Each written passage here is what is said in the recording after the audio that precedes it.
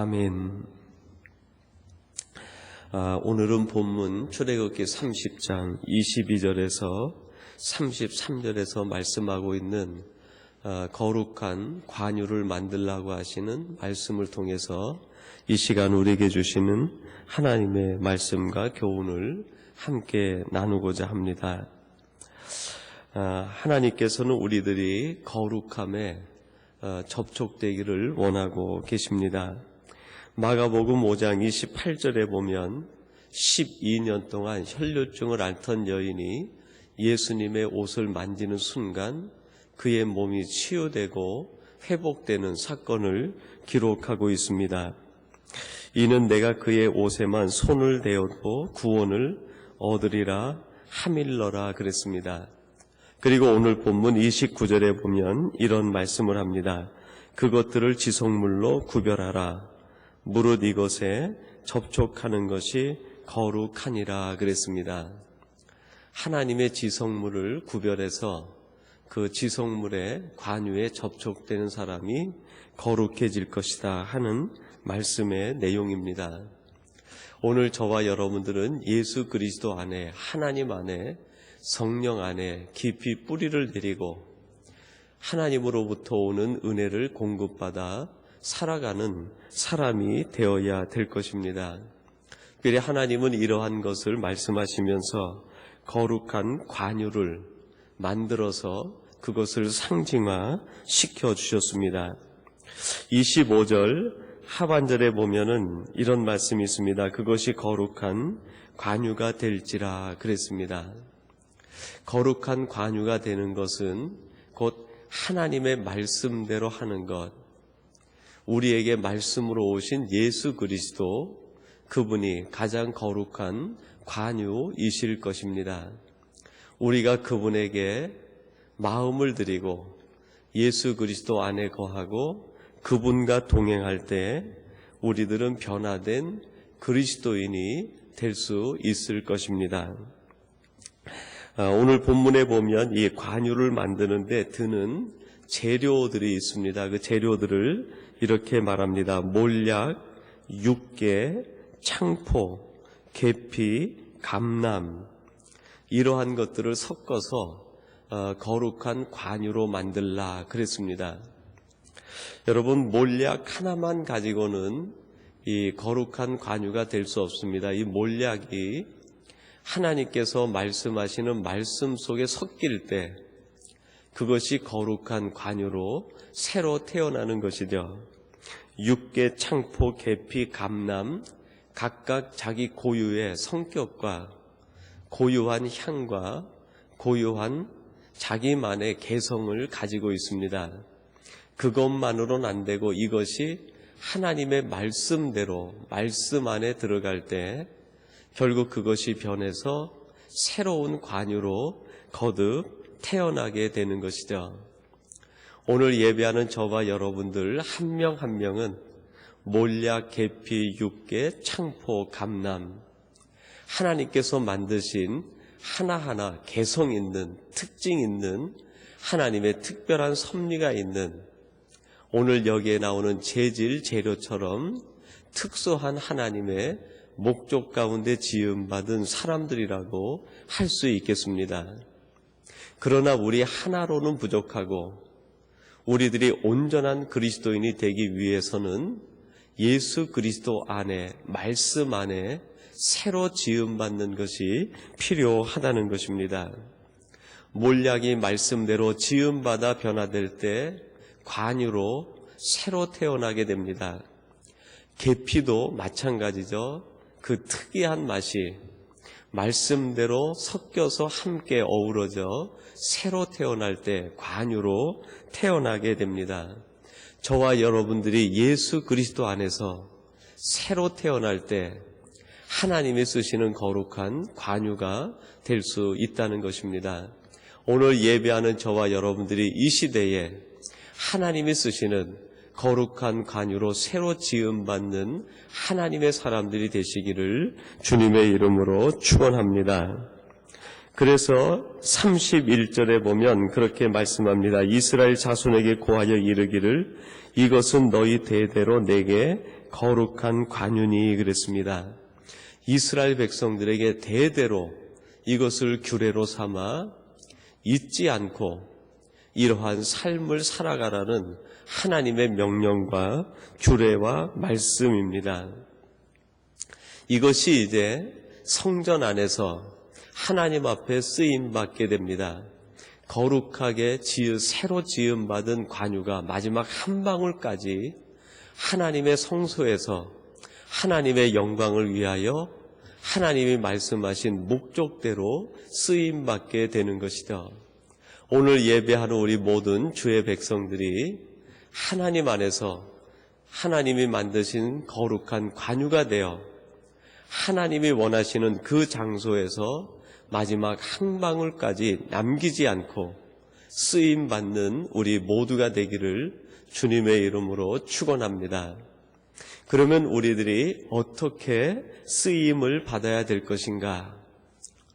여러분, 유대인들은 이 감람이나 관유를 만들어서 사용하게 되는데 첫째는 불을 밝히는 등유의 목적으로 쓰임을 받게 됩니다.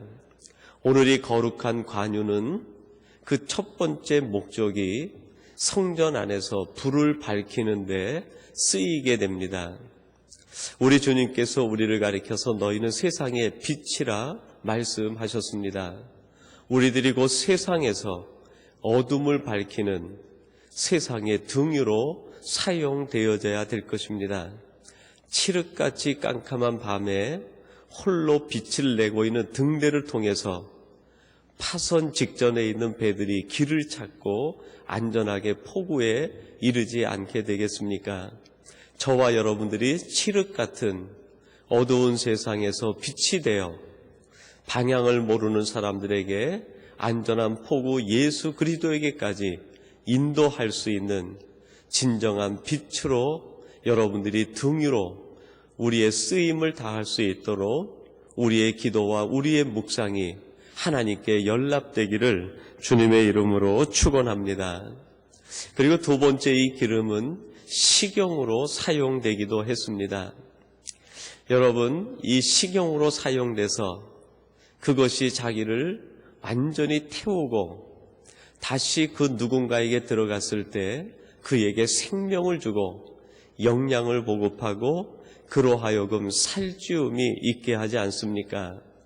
이 땅에 있는 크리스찬들은 예수님께서 우리를 위하여 자기를 버리시고 떡으로 떼어주신 생명의 떡이 되신 것처럼 우리들 역시 세상에서 그 누군가에게 생명을 주는 떡과 같은 존재가 되어야 될 것입니다. 요한복음에 보면 오병이어의 기적이 나옵니다. 그 오병이어의 기적을 통해서 남은 떡 강주리가 12강주리가 됩니다. 12강주리에 대한 여러 주석가들의 해석이 있습니다. 그것은 12지파가 예수님으로 말미암아 다시 회복될 것을 상징하는 것이다. 그래서 12이라는 숫자에 가득 바구니가 넘치는 것으로 해석하는 해석도 있습니다. 또 어떤 해석 주석가는 12제자가 수고했기 때문에 수고한 제자들에게 하나님께서 합당한 보응으로 12강주리를 그들에게 주셨다 하는 해석도 있어요.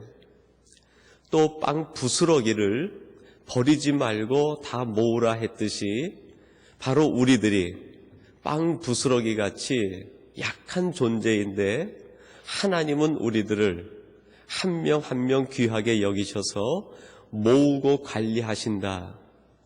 빵 부스러기 같은 우리들이 하나님의 사랑 안에서 넘치는 은혜 가운데 지킴을 받고 보호받음을 상징하는 해석도 있습니다. 그리고 또 하나의 해석이 있는데 12제자들에게 주시는 영적 교훈이 너희들이 바로 세상에 나뉘어져야 될 빵이라고 해석하는 경우입니다. 이 네 번째 경우가 캐톨릭에서 종종 해석이 되어집니다.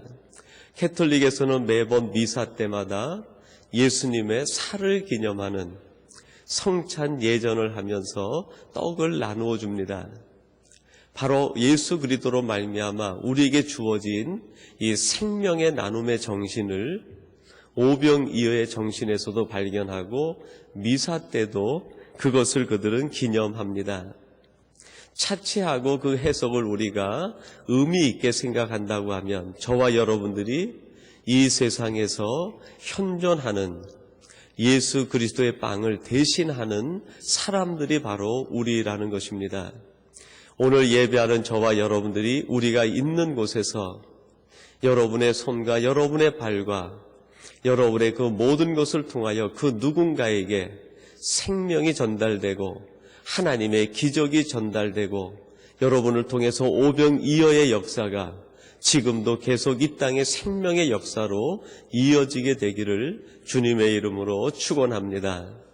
그리고 마지막으로 이 기름은 약용으로 쓰임을 받기도 합니다.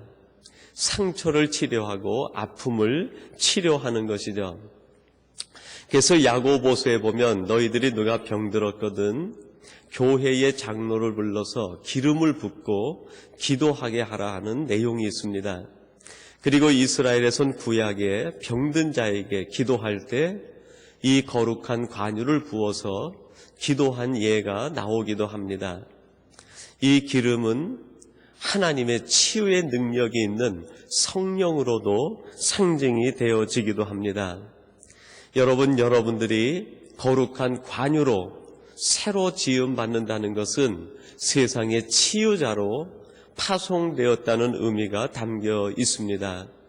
여러분들을 통해서 그 누군가 아픔이 회복이 되고 마음의 상처 입은 자가 위로받고 세상에 있어서 지쳐있는 사람들이 여러분들을 통하여 새로운 힘을 얻는다고 하면 여러분들이 하나님 앞에 매일매일 쓰임받는 거룩한 관이요 하나님의 성령의 사람 아니겠습니까?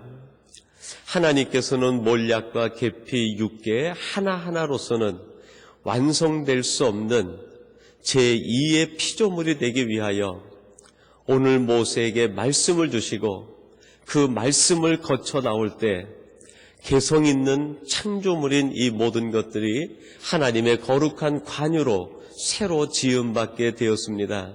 새로 지음받은 그 관유들이 하나님의 목적대로 쓰임받을 때 그들은 빛으로 쓰임받는 사람도 있었고 어떤 사람은 식용으로 쓰임받기도 하고 어떤 사람은 약용으로 세상을 치유하는 사람으로도 쓰임받게 되었습니다. 오늘 예배하는 여러분들이 이같이 하나님의 거룩한 관유가 되어서 여러분이 있는 그곳에서 마음껏 하나님 앞에 쓰임받는 이 시대의 진정 하나님의 사람, 성령의 사람들이 되시기를 주님의 이름으로 축원합니다. 우리 같이 기도하겠습니다. 하나님 아버지 감사합니다. 하나님의 은혜와 사랑 가운데 오늘도 저희들이 새벽을 깨우게 하시고 하나님 앞에 나와 기도하며 하루를 시작할 수 있도록 은혜 위에 은혜를 베풀어 주시니 감사합니다.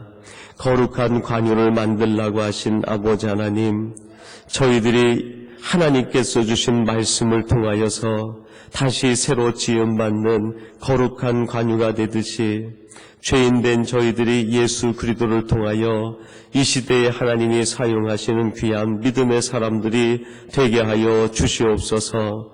거룩한 관유가 성전에서 하나님의 영광을 위하여 쓰임받았듯이 저들도 하나님께서 우리를 보내신 그곳에서 하나님의 목적대로 쓰임받는 저희들 되게 하여 주옵소서. 세상의 빛으로 하나님의 영광을 드러내는 나눔의 사람으로 하나님의 온전하신 뜻을 드러내는 치유와 회복되는 사람으로 저희들이 이 땅에서의 삶을 다할 수 있도록 은혜를 베풀어 주시옵소서. 우리 아버지 하나님, 하나님께서 이 거룩한 관유를 부어 약한 자들을 치료하고 회복하시고 그들을 통하여 새로운 하나님의 사명과 목적을 위한 존재로 지음받고 새 생명과 새 시간과 새 삶을 허락해 주셨듯이 우리 귀한 교우들 가운데에 연약하고 약한 자들을 찾아가 주시어서 친히 하나님께서 성령의 기름을 부어주시사 육체적으로 병든 자들을 치료하시고 약한 자들을 회복하여 주시옵소서. 우리 사랑하는 권사님, 이제 수술을 앞에 두고 있습니다. 하나님께서 친히 찾아가 주시어서 그 모든 연약한 부분에 성령으로 기름을 부으시고 모든 약한 세포들이 치료되며 회복되게 하시고 어린아이의 3살같이 회복되는 역사가 이루어지게 도와주시옵소서. 어려운 타국 생활에서 마음에 깊은 상처와 아픔이 있는 성도들을 찾아가 주시어서 성령의 기름 부으심을 부어주시고 그 모든 마음에 흐르는 아픔과 눈물과 상처들이 치료되게 하시고 회복되는 역사가 있게 하여 주시옵소서. 아버지, 우리 사랑하는 성도들의 자녀들을 하나님 붙들어 주시어서 외국인들과 함께 공부하며 생활하는 가운데 생기는 마음의 아픔들, 부모들에게도 얘기하지 못하는 고통들, 마음에 쌓이는 모든 것들이 우리 하나님께서 만져주시사 치료되게 하시고 회복되게 하시고 쌍회임 받게 하시고 다시 능력 있는 사람으로 변화되어 그곳에서 하나님이 보내신 뜻을 깨닫게 하시고 하나님의 영광을 위하여 믿음의 전투를 할 수 있도록 그 속에 성령의 불을 태워 주시옵소서. 성령의 기름을 태워 주시고 다시 일어날 수 있는 불꽃 같은 영성을 허락하여 주시옵소서. 오늘도 저들이 땅을 살아갈 때 하나님의 거룩한 관유로 살아갈 수 있도록 은혜 위에 은혜를 베풀어 주시옵소서. 예수님의 이름으로 기도하옵나이다. 아멘.